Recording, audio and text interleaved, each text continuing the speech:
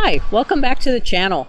We get a lot of questions about experiences and what works and doesn't work when you're choosing to either build a home or go with a resale property. And it seemed like it'd be a great idea, since we've done both of those things a number of times, to tackle just the stories of what has happened to us in terms of build versus resale. It'll be interesting to hear what you think. Once you hear our stories, why don't you comment below and let us know what you think the most unexpected scenario was that we share with you on this video. Yeah, did we make a mistake by doing a new build? Well, yeah, we made mistakes, but it always turned out great in the end. And so we've had good experiences with both. Let's talk about it. Let's get to it today. Sounds good.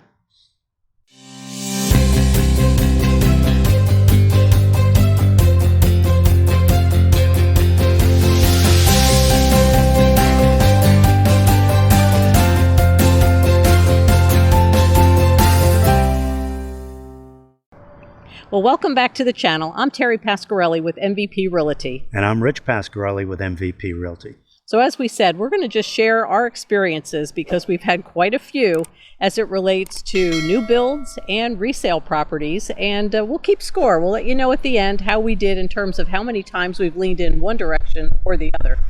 We had to write it down because there was so many. We didn't want to forget any of the experiences that we've gone through with new construction and resales. So we may do a little cheating and check our notes here and there just to make sure we don't forget. Right. But I think one interesting baseline point is when we kind of came into doing our own home choices together, we came from both sides of this equation. You were living happily in a resale home.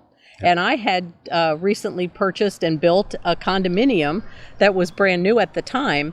And it kind of reflects, I think, on a theme that I'll imagine we're going to talk about as we go through this, is that what was happening back then, which was, say, in the early 1980s all the way through today. Yeah, I know, early 80s, we're dating ourselves.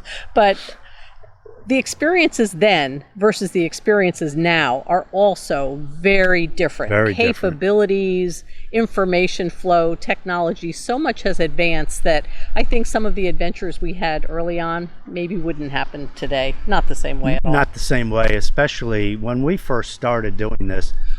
We answered an ad in a newspaper, and you remember that? Yeah, oh my God! There was this young builder bought a building lot and had his plans figured out, and he was just looking for a buyer. So we went, we looked at the lot, and we decided this was going to be a good spot for us. We liked the plans of the house, so we went with that. We didn't, there was no model homes, there weren't any design centers or no. anything like that. It was, I'm building this house, you want it? Yeah, okay. We were, very young, inexperienced, totally.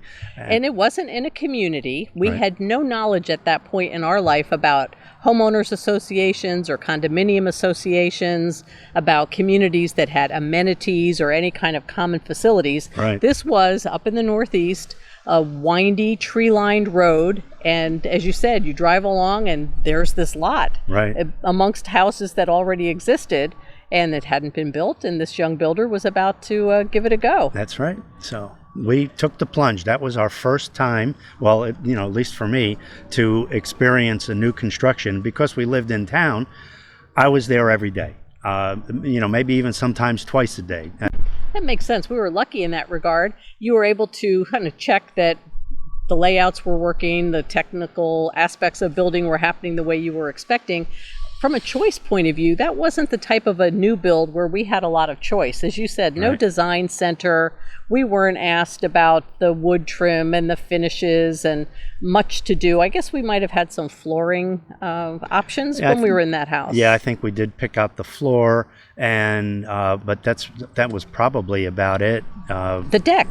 The deck. Well, that was a the beautiful deck. I have to say. I did, want a very large deck because this was really out in the woods, and we had a beautiful setting for a nice deck.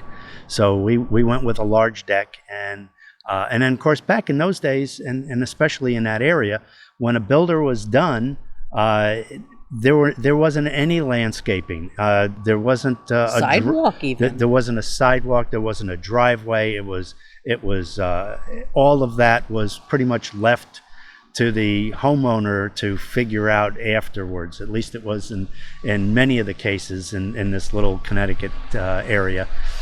And we experienced that.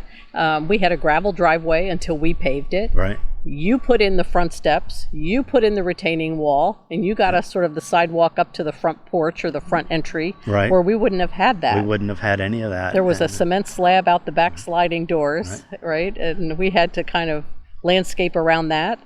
Yep. Definitely was a lot more on us as a homeowner, and a no frills approach almost. The house was very lovely and modern in design. We liked the openness and the volume and the space. Right. But once it came to sort of finishing it out, it was all the homeowner. That was us. It was on us. And remember I said that I was going back every day. Well, this young fella, this builder, he would forget things that we wanted added in.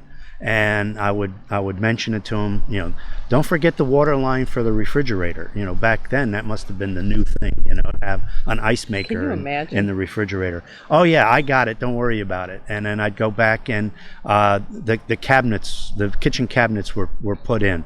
And I said, don't forget the water line to the refrigerator. Yep, I'm on it. I got it. And then the countertop would go in. And then, so now where is he going to put the water line to get over to the refrigerator? Well, no, he didn't do it. So ended up, the water line actually went underneath the little kick plate in front of the cabinets in order to get to the refrigerator. So, it got done. It got done, but obviously this fella didn't write things down. So the other thing that was interesting in that home, and actually the reason that we left it eventually, is that we were out, as we said, kind of on a wooded street, not in an HOA or a community, and it meant we were on well and septic. Right. And we had septic fields that were designed off one side of the house.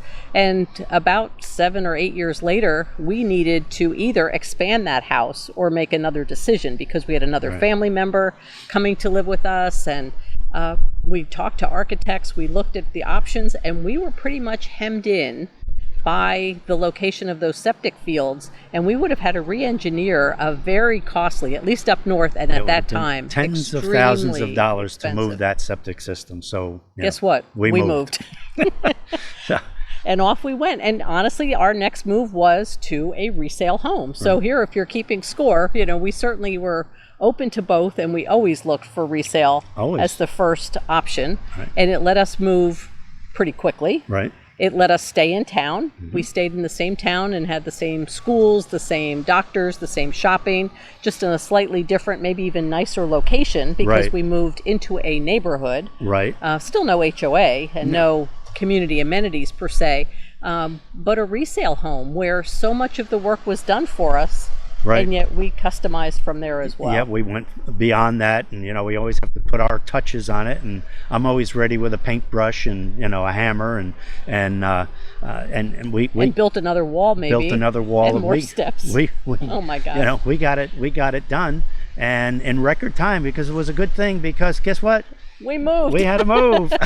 And that was more job related. I think we were in that house for about 18 months at tops, at the most. But you put in a shed in the backyard. We actually ran electrical and water lines out to that shed. So you did a lot of work kind of creating the troughs and then redoing the lawn to make that happen. Right. Put in a pool. Right. Put in a retaining wall. Did some interior remodeling to make the rooms work a little better for what we were doing, and it was great. We were having a good time in that house, and it was perfect for us for that time. And if we had stayed in Connecticut, we probably would have stayed in that house for quite a while. It was large enough and had enough flexibility, as you said, in the space. And once we added the pool and the backyard amenities that we wanted, the shed and the swing that we had and all kinds of things, we were pretty happy. But jobs come along, as everybody knows, and at least at that era, it was time to move. And we followed the career path decision making, and the house was there for somebody else. Right. So we moved to the Mid-Atlantic. We left the Northeast area, went to the Mid-Atlantic, and we ended up building again. Yeah. And that was different because that wasn't building a house along a street. That was entering a neighborhood that pretty much didn't exist until we were part of that early group of families that chose home sites and decided what floor plans and how to go about building. And that was a different kind of builder. Well, it was. And when we looked at that, it wasn't looking at a lot. It was looking at a hillside. There was not even a road in there yet. So we were really taking a leap of faith. And we went with a local builder who was much larger than the single guy that we first dealt with. This guy, this builder, they built, maybe 50 homes a year, 100 homes a year, something like that. They were regional, but he was pretty big in that area. There were model homes. We were able to go see some models, see the finishes of what they did, and even identify what floor plans might work for us. Right. It was a first. That was our first experience doing that. Exactly. And he was small enough to be able to offer you options when it came to we want the house to have a third car garage, or we want the house to be bumped out a little bit so it give us a little extra room, and add a sunroom to it, and those types. So he was small enough to do that, but big enough to be able to choose which model home we wanted, and so on. I remember going to a design center there too. So that was my first experience with a design center, where we were able to choose doorknobs. We were able to choose cabinets, design, color, countertops, light fixtures, everything down to the grout color that was going to go between the tiles on the tile floor. That was an experience for us because we hadn't been, hadn't been there before. Yeah. Talk about details. So we had a lot of choice there, but then there were certain things they didn't do. If I recall, they didn't, for example, offer to put in a pool. Right. And so you were on your own again to do that, to find a pool company and to design it and to get it done after the fact, after we moved in, which worked out fine. And that worked out good. But now this builder, however, this builder didn't really have any experience with building homes with septic systems. Now, we were used to that, and remember I said this was a hillside. It wasn't in a large community where they had city water and sewer. So we still had the septic system, and this builder bought this big piece of land he was going to put up 15, 20 homes on. And we came from Connecticut, which almost all of the homes had septic systems, so we were a little experienced with how they work, and what's acceptable, what's not acceptable, and probably a little bit more so than this builder was. So when they built the house, of course, the builder's trying to save money. He put the septic system right next to the back door of this house. That was it was a single level home, but it was a walkout basement. And we had the basement. We had them finish off the basement, and it was living space. It was living space for us, full height living space on the lower level. But when you have that, you also have upstairs that has I wanted to put on a deck, and they put in the sliding doors right over. They put the sliding doors, and they put it right kitchen. over. And I said, "Excuse me, but you cannot put a septic system underneath a deck." And that's not to code. It has to be, first of all, it has to be so many feet away from the house. Second of all, you cannot put a structure over the septic tank, and that would mean, if you leave it there, that would mean that you have sliding doors that I can never put anything onto because I can't build over it.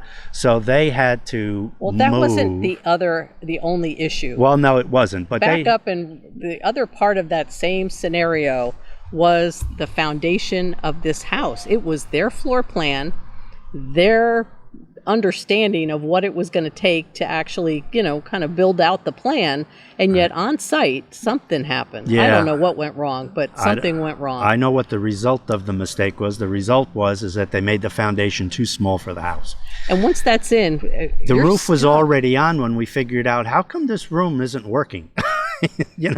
This is, they're not supposed to have these poles in columns and the pillars. columns in the center of a room. This isn't working.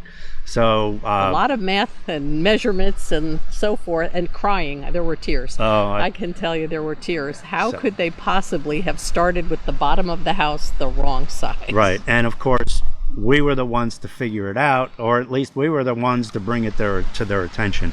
But they worked with us. That was the important thing, is that they didn't just say tough, Have a column in the middle of your downstairs living room. Right. No. So Not acceptable. They made ways. They actually had to jack up the house and put in a steel beam so that they can cantilever and make the house the right size, and they did it. That was a lot of work, and I bet you they, their profit margin on that house went right down after having to do that. But they did. They worked with us, and in the end, we were happy. I put on my decks in the back, and we added that pool. They added the Beautiful pool. We put in a patio, underneath those decks. So the septic fields got moved. Because the septic fields or the septic tank got moved. Moved. So it worked out, and then we enjoyed that for quite a while. We really liked living in Maryland. We were right in between D.C. and Baltimore, and we got to Orioles games, and we got to the downtown down in Washington. All the history up and down that whole area. We really enjoyed it. And, right. I think the takeaway on that one was, we learned a lot again. We learned about choices that we had, which were great. And we learned that mistakes are going to happen. And in this case, pretty significant. The foundation being the wrong size, the septic being placed incorrectly.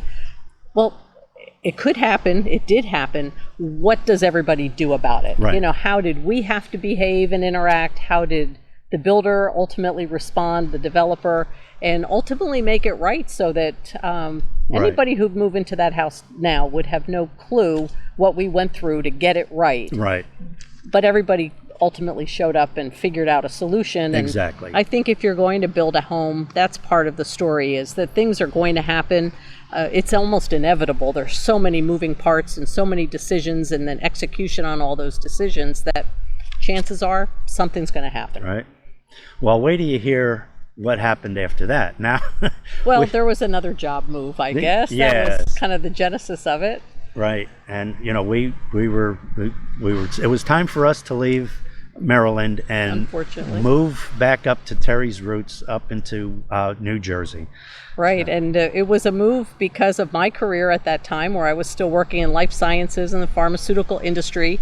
And if anybody knows New Jersey, they know that one of the homes of the pharmaceutical industry is that whole corridor through New Jersey. The companies are there, and my family was still there. And so I think we figured that as we were returning to New Jersey, for me, probably 20 years after college and when I left, we were probably going to be there for a much longer time than we had been in Connecticut or Maryland. Absolutely. This was going to be, we were looking for a home, and I figured this home is going to have to last us 20 years, because we're going to stay here, because even if Terry moved to a different job, it's going to be in the pharmaceutical industry, and it's going to be most likely in New Jersey. So we looked and looked and looked, and we decided to build again. Well, here's what happened. We did decide to build again, and this time we went with a national builder, a very, very big builder, and there was a couple of criteria after my last experiences with building a home. I was done with the big yards. I didn't want to get a yard with an acre or anything big like that, and I certainly didn't want to get a house with a septic system anymore, and I wanted to be closer in to towns at least, and I can get to the stores, and I can get to the different things that made our life. I can get into an airport and so on and so forth. So what did we do? We moved way out in the country on 3 acres of land, up on the top of a mountain, on top of a snowy mountain. But this time we went with a national builder, and again, we got to choose our floor plan. We got to choose our finishes. We got to choose That's right. So much more on this house. And that was the type of a builder, being a big national builder, who had defined floor plans, but still options within. So if we wanted to expand and have an extra oversized sunroom, we were able to do that. If we wanted to add a hearth room behind the kitchen, there was another big indoor area that we were able to convert into a room in the home. And so even upstairs, I believe, we had options where there were some rooms that could become adjoining bedrooms, or Right. a bedroom and a sitting room. And they offered all those kinds of options so that you could really tailor the floor plan to meet the way you and or your family was Right. going to use the property and live. And that was very appealing to us at that point in time. We still had our family, living in the home with us, and so we wanted a lot of flexibility, and we built in a lot of those options. We And did. I think you built in even more options than the builder was ready for. Well, again, with technology. I was ready to. This was going to be my 20 to life house, and I was putting anything that I could possibly put into that, I wanted to put in. So I wanted it wired for sound, I wanted it wired for internet, I wanted it wired for cameras, and I wanted switches wired so that I can control them. And even though this was a large national builder, they had trouble with the concept of automation, an automated home. But again, they worked with me. I told them what wires to put where. They did it, not a problem. They looked at me a little odd, but they did it for me. That's right. Now, when we think about it today, so much of what you're talking about is standard issue. Standard, and it's wireless. So much It's so today much- is wireless. You don't need to run all that wire. But now builders always, it's standard to put in technology. And smart homes are a marketing point for so many builders. So, Sure. I think we were at the cutting edge. You were aware and wanting things that were not standard yet. So when you think about the technology that in smart homes, what people build in today, you might have been ahead of that curve. But I do, and this is 2001, just to give somebody perspective. So 20 years ago, this was what we were trying to build into a house that we believed we'd be in for a long, long time. Right. And so I'd say things we had to really scrutinize and work on and figure out are so much more on autopilot right now. Oh, yeah. Being able to do that, if you were choosing to build today, or if you were looking at a resale, you're looking for a lot of that to already be incorporated into a home. Right. So I do think as time has marched on, and I think about some of these experiences that we had in designing and building, that a lot of it is just not as complicated in that way as it used to be. Maybe it's been replaced by other challenges. But And one of the big things about that house is that there were really no mistakes. This builder, they were national good. builder, they were very good. They had their process on how they do things. Everything was decided before the ground was moved, and right. you were in agreement. They were in agreement. Everybody knew what was going on, and they had a process, and it worked. They didn't forget this. They didn't put this in the wrong spot. Everything was done to plan, and that was the first building experience we had where this turned out great. now that house was a showplace. It also was way larger than anything I can imagine that we were going to build. We'll have to try to put up a photo of. I'll put a photo so you can see, I think it looks like a small inn look when at I look this, at it yeah. today. But the biggest, perhaps, surprise and challenge with no mistakes, ability to customize, them working with you on technology, is that we actually never got to move into that beautiful home. Not again. No. Never, ever put a suitcase in the door, never spent a night there. I did cut the grass once. We did cut the grass. Yeah, because I had to make a spot for the for sale sign. That was going into this house, my 20 to life house that I had You decked it out. figured every possible thing to it, and we had to move because We had another job change in the pharmaceutical and life sciences side of our family equation. and it wasn't in New Jersey. No, it wasn't even close. So as you thought I would take a new job and I'd just go out the driveway and drive in another direction, Right. we ended up being states away. And that States- was our move to the Midwest, which we had never imagined or strategically planned, but Right. turned out to be a fabulous life experience for us and some really wonderful home experiences as well. Oh, absolutely. So we, as you said, I was gone and working again in the Midwest before that house in New Jersey was ever finished.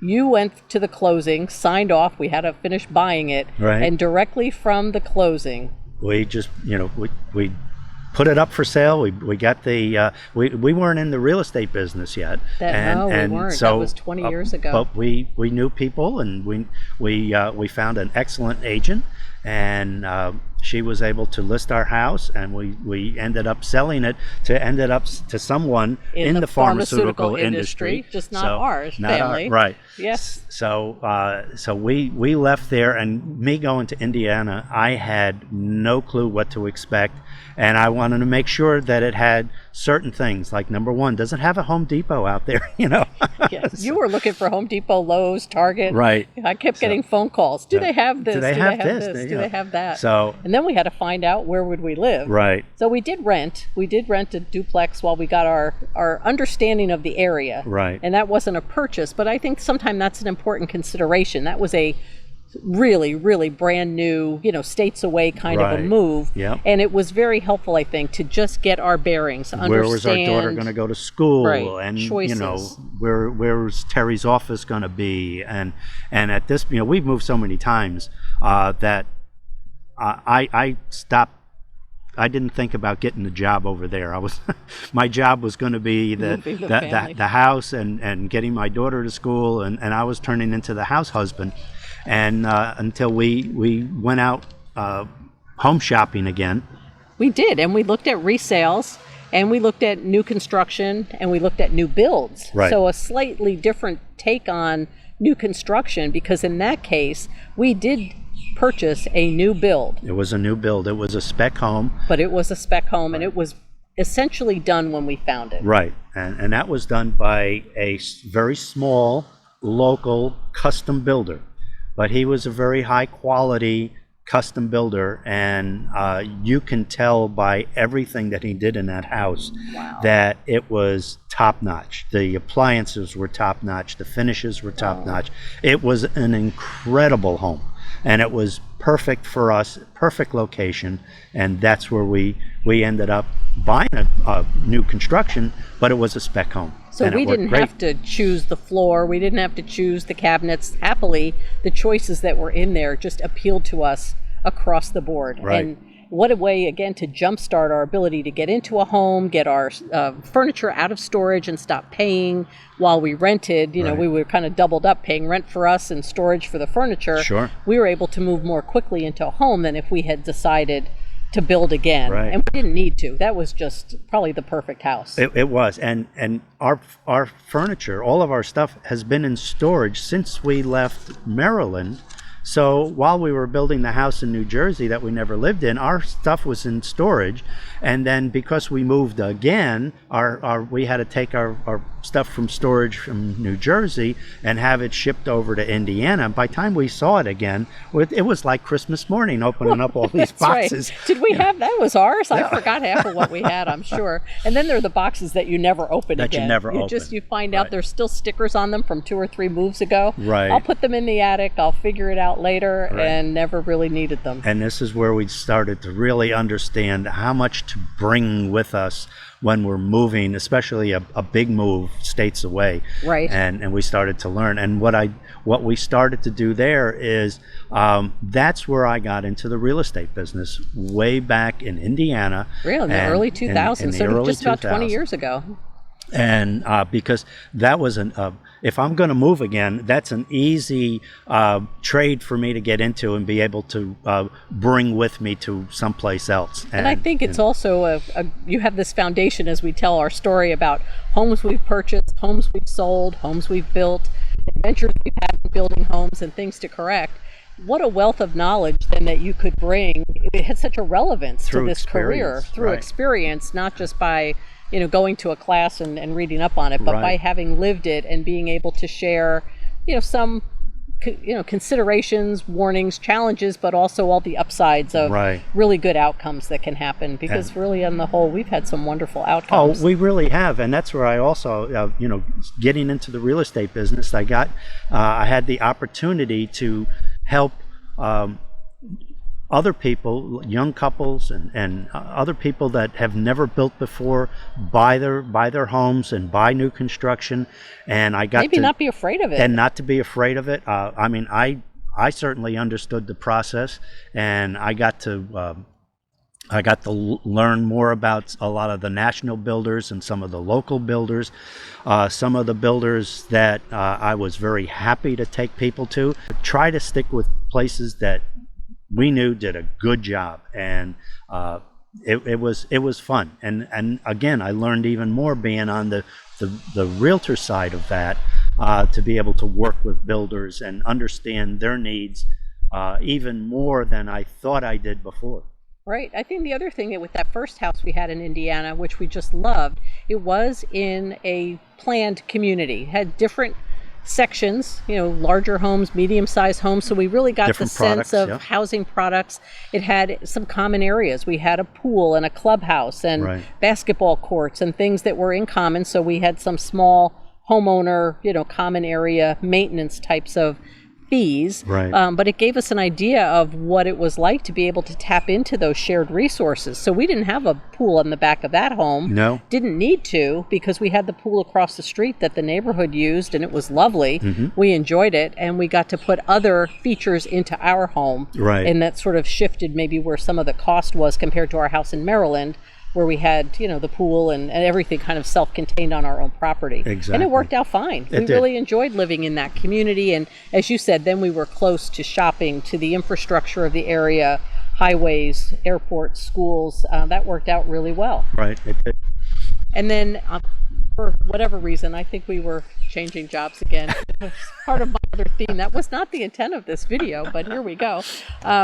We were on the verge of having to move again, but it wasn't time. And we decided, before we knew we needed to absolutely leave Indiana, we were going to build again. And I think we thought we'd be there for a long time. Our daughter was in high school, probably going to college there. And we started maybe even further up the funnel than we ever had with a local builder, because we bought or put a deposit down on a piece of land in a new community and started to work with the builder developer on really the architectural plans for Right. a home, and really getting it mapped out and drawn to our specification, rather than us saying we'll pick model A or model B. This was What a high quality, beautiful This was- opportunity to build that would be. Right, and this was really starting from scratch, working with the architect and doing anything we wanted,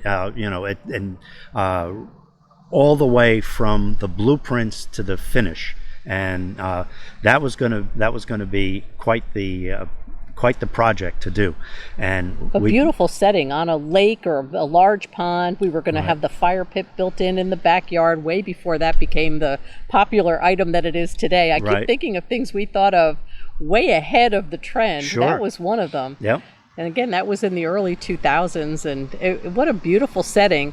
And here again, we never got that far. Well, by this time, we had also we started building another house. Oh, we did. That's right. We were In between all this, living in Indiana, but we were starting to build our first home in Florida. Right. Maybe we'll come back to that so that we can kind of talk about Florida all at once. But you're right. We were already thinking ahead at that point to what our either second home would be or kind of future home. But at the time, still school-based up north and finishing things up from a family point of view. Right. We weren't ready to leave the Midwest Right. either. That was still going to be our primary residence. But that beautiful home that we have the architectural plans for, again, jobs intervened, and we never even got to break ground on that house. Right. So that one was perhaps even an earlier stall and stop than our house in New Jersey that we built the entire thing and never moved into. yeah, well, I guess we were learning a little bit and say, well, wait a minute, we better stop now before we get too far into this. And We've been down that road once before, and that was a process. Right. So yeah, that one we were able to get our deposit back from the developer on the land deposit. We got to keep the plans, Yep. off we went. We paid for the plans, and another happy family got to take that beautiful home site and turn it into a lovely home. Right. And we didn't, but we did actually build a different house that we thought was going to be simpler, suit us for the amount of time that we still had left, a few more years in Indiana. And again, we looked about resale, but we ended up with yet another new build, new build. construction in a neighborhood that was brand new again. brand new, So that small was- local builder, but he built maybe a dozen or 2 dozen homes a year, not very big, but he was a local builder. And again, what a fantastic experience. This guy was always there. He was always answered his phone, always addressed any concerns that we had.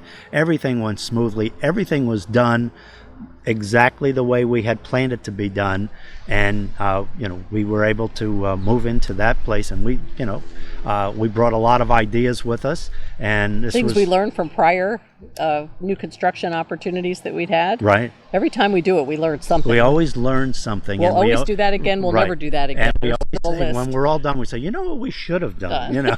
So There's always that. just write that down and remember it for the next time. So. But well, we had a great experience, and I think that it kind of does show across that spectrum of the big national builder who got it right to some of these, especially in Indiana, the two more local builders, but very quality individuals and quality mindsets. They really delivered They did. on both ends of that. So I don't know that there's only one right answer for people either about what the builder is capable of. A lot of it is reputation and sort of really checking on examples of what they've already done Right. as a good indicator of what they can do for you. The good news is there are choices. And I Right. think even by the time we're now in the mid 2000s, right? 2005, 2006 type of a time frame, things seem like to me that they were getting easier. I don't know if it's because of our experience that we'd been through the process a few times, but it seemed like the processes from the builders were more consistent. There was more continuity More of communication, that sort of thing. So it just seemed like less of a black box about what was going on, and I felt very involved and very comfortable in the process. Now that one we did a construction loan, so that was different for us as well. Remember, we did a construction loan and then you kind of paid as you went rather than putting in a deposit Right. and coming back at closing. So we learned a Exactly. little bit about another aspect of financing a new Right. construction home, Yes, and that the worked lender very would smoothly. lender would release money to the builder at certain points. When they got the roof on, then money would be released, and it worked for us. It was really easy. It was easy. It was very easy. Another experience that we had that, We didn't expect going into it, but Right. it just sort of worked out. but it worked out good. And so that was a great experience. But then, we were, as you said, both building in Florida, and there was maybe one more job move in the mix. And so in the middle of all of I'm that, glad I got into real estate. I'll tell you. I tell you, you could at least list your own home every 5 or 10 years, maybe. We built in Delaware too, and Right. that was a different experience. It was, again, a new community. Right. I think the commonality there was a regional or kind of smaller local builder. They probably they were building an entire community. So they were Right. going to be building They were gonna be 200 building- homes or something Right. in that community, much less other communities they were in. But they weren't a super big national They builder. weren't a national builder. But what was different for us, and I'd have to say, by age, you would think we wouldn't have qualified because a lot of people have that misconception. But we actually built and moved into a home in a 55 plus community. Yes, we did. And as I remember signed my name on that, I wasn't 55, and I think one of those misconceptions is that everybody is going to be older, and Right. it's not necessarily the case. It was a charter where 80% of the occupancy needed to be someone 55 and older, and the other 20% needed to be an adult but didn't need to be of that age bracket. And we were really comfortable with the location, with the size of the community, the type of home they were building, and the location relative to work and so forth, and met some of the people who would be the neighbors, and they were fantastic. And I think we felt really comfortable, even being on the early age side of it. Even though we were not 55, I had some concerns about moving into a 55 plus community, but we did it, and we weren't sorry that we did. And what a lovely home. There is that 80-20 rule that Terry alluded to that we're going to really get into later in a different video. But just because you're not 55 doesn't mean you cannot go into a 55 plus community. And there's pluses and minuses to that, and there's also regional pluses and minuses to that we'll get into in the other video. Right. It was very popular, I think, even from a tax perspective in Delaware for builders and communities to offer that as an Right. opportunity. And so for many people who were 55 and above, those communities were great. Right. And I would say this was my first experience in a 55 plus community. It was a very, I'll say, younger, mature adult, Oh, yeah. active community. These folks were out walking, riding, jogging, Playing golf. doing so many things. It certainly wasn't a sedentary, kind of quiet community from an activity perspective. It was really lively and a lot of good community neighbors gathering and doing things together. We had a blast. We did. It's such a positive experience, but it did give us a little bit of perspective that we can share from time to time with people now about 55 plus communities. And I like your idea. Let's do a video where we can just really dig in, especially here in Southwest Florida, where there is just a whole new breed of 55 plus communities, even compared to what we experience in Delaware. And the another evolution. set of choices. It's amazing when you think about it. But as you kind of alluded to before, while we were doing that last house in Indiana and before we did the house in Delaware, we actually had built our first house here in Florida. And we did do a video that we're going to post up here about moving to Florida and what that whole experience was and actually moving to Florida. But this video is about new construction and resales and we looked at both. We did. We came down. As it turns out, one of the agents from my Indiana agency had come down to Florida. So when we came down for a vacation into the Southwest Florida area, I gave Bob a call and said, we're a little interested. We may have hit our all of our points of where we might want to build a second home. So we went out with Bob and we took a look around, and before we left on that vacation, we decided to build new. We had a contract for a new build, and that was 2004. Right. And that was, as the market, as everybody remembers, was on quite an upswing, but we weren't in a hurry. So national builder, another national builder, high international quality builder, actually, right, very good reputation. They were very easy to work with as well. I do remember having a lot of choices and some customization things that became your change orders and things from their standard plan. Right. They allowed that. They were very comfortable with it, and they were able to produce against that without making a lot of mistakes, etc. Right. But we were back to having a lot of choices. We did. Cabinets, what color glaze inside the frame of the cabinet, right. and what was happening with the floors, and just every element of the finishes in the home. So we were getting a little complicated here because we were building in Indiana, and then we built there, and then we sold that to build in Delaware. And while that was going on, we had a contract to build down here in Florida. And it was getting done by 2006. It was ready, and I think that kind of tipped the scales for us in terms of where our primary residence was ever going to be. We thought that would be our rent it out, use it for a while, 5 to 10 year plan house, and right. Boy, within a year, everything changed. And once we got a taste, it was so hard when we would come down to Florida, and then it was time to leave and go back up, and we're thinking, we don't want to. I don't want to close the house up. Right. And then I think we decided pretty quickly we didn't want to rent it out. We really just wanted to enjoy it and have our family live in it and use it. And we just stayed more and more. And within a year, that was our primary residence, and we actually sold the house in Indiana, right? And made that move more permanently. And then I, kind of went back up and down to Delaware more from a work point of view, more of a commute. But as we were, moving into a new community again and building, one consideration there was from a homeowners association, much more choice of homeownership association based communities here in Florida.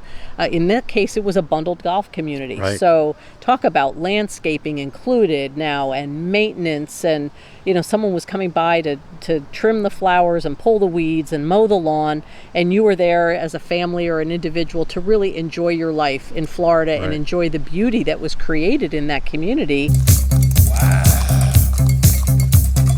By the setting and how it was maintained, and yet you were paying for golf in that type of a community. Bundled golf meant we were paying for it as part of our homeowner association fees, whether we played golf or not. Right. So we learned a lot about that too. Yeah, we learned a lot that we cannot play golf.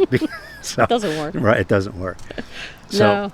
But I think that's a consideration, whether people want to live in that type of a neighborhood. Some communities don't tie the golf to your home, to your homeowner association, dues, etc. You can live in a beautiful community like that, and then the golf in some cases is optional. Right. You pay in for a membership if you want to play golf. In other cases, it's mandatory and connected to the home, even within a community where a neighbor may not be mandated to participate as a golf member.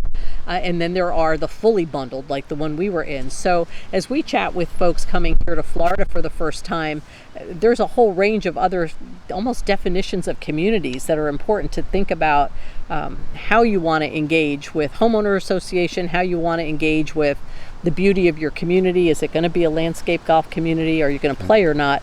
Lots of layers of decisions, even beyond the decision you're making about the home itself. Absolutely. But we had, I think, mostly a good experience with the home that we built, the first house. There were a few adventures. I kind of remember in Florida. The first in Florida. Right. The couple of adventures around, to me, it seemed like it was more around the pool and around that pool decking in the back that we had some maybe adventures on the way in, or had to figure some things out with the builder. Well, again, this was an international builder, and everything was going along great, and we got a phone call from the pool builder, and the pool builder unfortunately didn't notice that we had chosen a different finish to the pool. I wanted a darker finish instead of the light finish, and too late. it was too late. So they owned up to it real quick. They didn't try to hide it off, and they said, well, there's two things we can do. We can resurface this, put another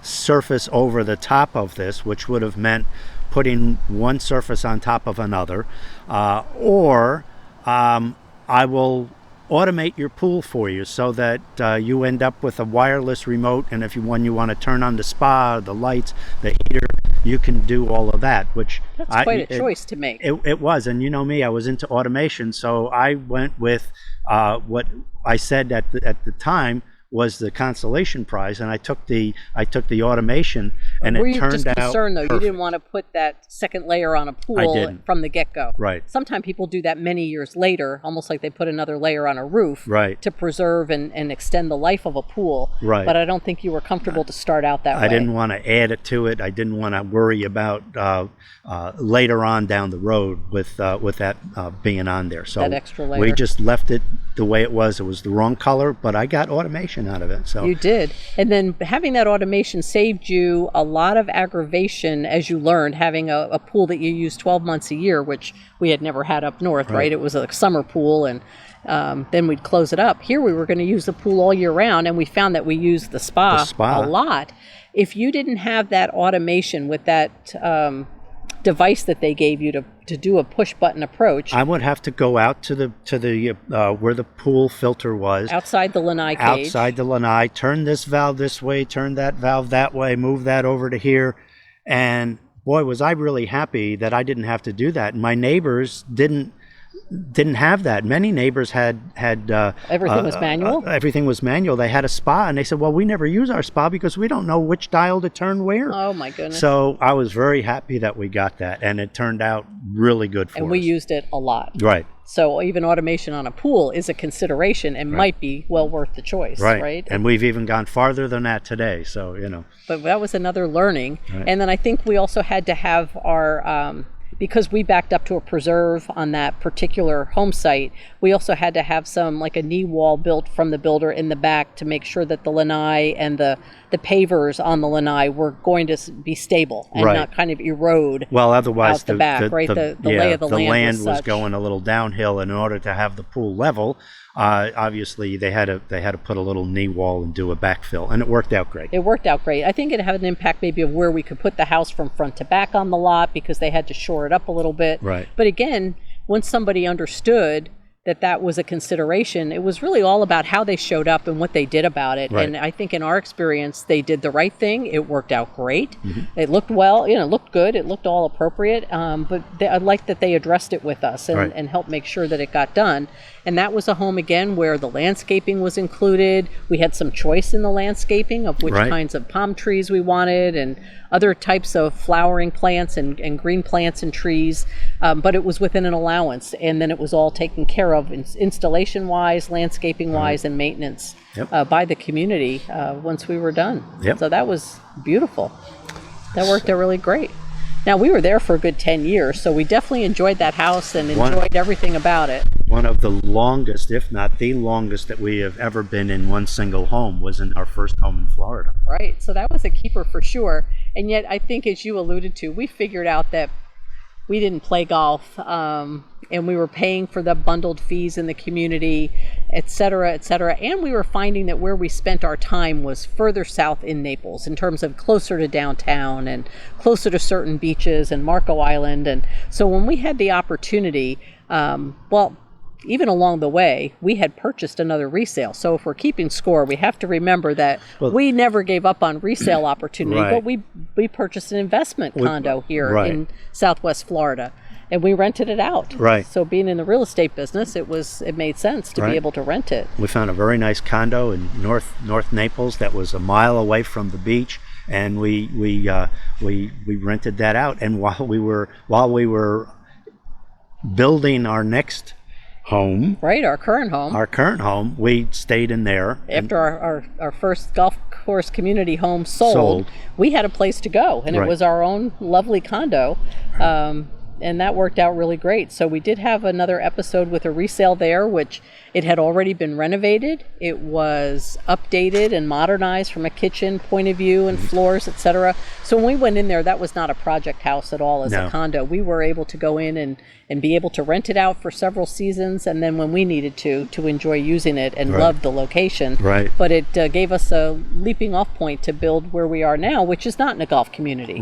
And that's okay. I think we've just learned about ourselves that our activities are outside and active, but they're just not golf. That's just a personal choice. And because we have built and moved so many times, we really weren't worried about it. We knew that it's moving and moving is a stressful thing. So we understand that as realtors and as people who have been through it before. So we knew what we were going to be getting ourselves into, and we're going to do it again. But we knew that when it was all done, we were going to be happy. We were going to be in a new house, in a new community, and new experiences, and it's all going to work out. And it did. We love where we live right now. Absolutely. And when we talk about the modernization of the process, I think our current home reflects that as well. We had a defined on-site supervisor. We had people from sales office that we had, defined relationships with and really had good communication with. They would, even though we were local, they would provide photos every week. They'd provide an update about what had been done and what was next on the schedule. We never had to wonder about what their thought process was. They engaged us appropriately. We didn't need to change things. This was not a builder that was going to be super, super custom. So but yet our supervisor was able to work with me because I wanted, I wanted the TV, where you mount the TV on the wall, or they have to put some kind of a backer board in there, and they also have to strengthen the wall. They have to strengthen the wall for the weight of the TV, which today is pretty light anyways now, and they have to put the wires in the right spot. And I wanted it where I wanted it, not where they wanted. And that superintendent was great. I had his phone number, I had his email. Anytime I had a question or concern, I shoot him an email, and within hours I'd get an email back and taken care of, Rich, not a problem, and move on. So I think there's this whole, in the world in general, but certainly even in home building, this concept of customer experience has really come up compared to our reflection back, 40 years ago when we did it the first time, which is you get a little bit, you get what you get, and communication, there just weren't the kinds of technologies to be shooting off all the emails and text messages and I'll text you a photo. But these days, as all those things are available in a good way, we're finding that the home builders are taking a good use of that to help people, whether they're nearby or whether they're perhaps still living in another state and wondering how things are going here in Florida. The communication is so strong and the process is very clear and well communicated.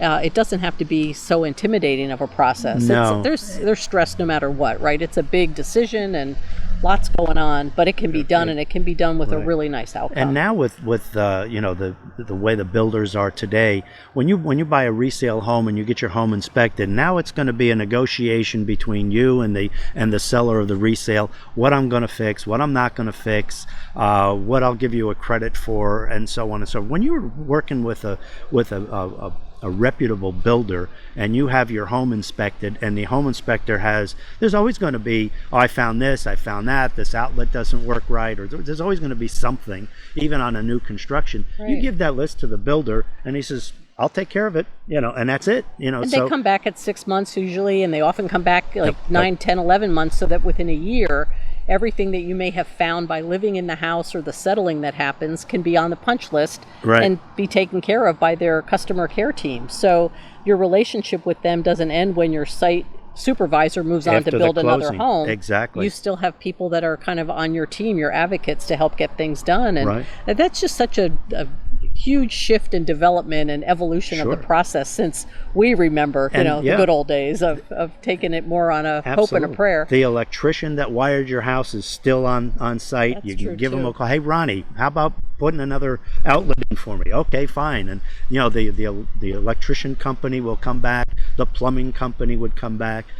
You know, so the people that actually built your house are still on the site, and they're great people. And we've always had a wonderful experience with anything that we've had with this house here. Right. So I think if I don't count so much maybe where we were before we started on this adventure together, but I look at kind of what we've done in the last, like, say, since the early 80s. I started to keep score, and for us, the score ends up being 10-3 on new build, at least spec home and or truly new build, Right. versus a resale. With several of those, we never actually got to move into, Right. but we made that choice multiple times. We learned and we moved on, and we've had lots of good outcomes and lived in some beautiful homes.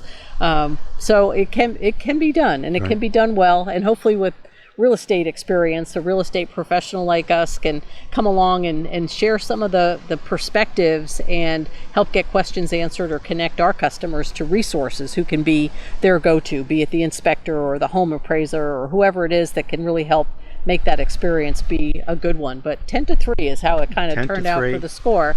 And I am curious, now that we've told the story of all of these different homes, what is the most maybe unexpected experience or outcome that happened to us? Right. And so And leave what a about you? comment below. Yeah. And Have let you us built? know.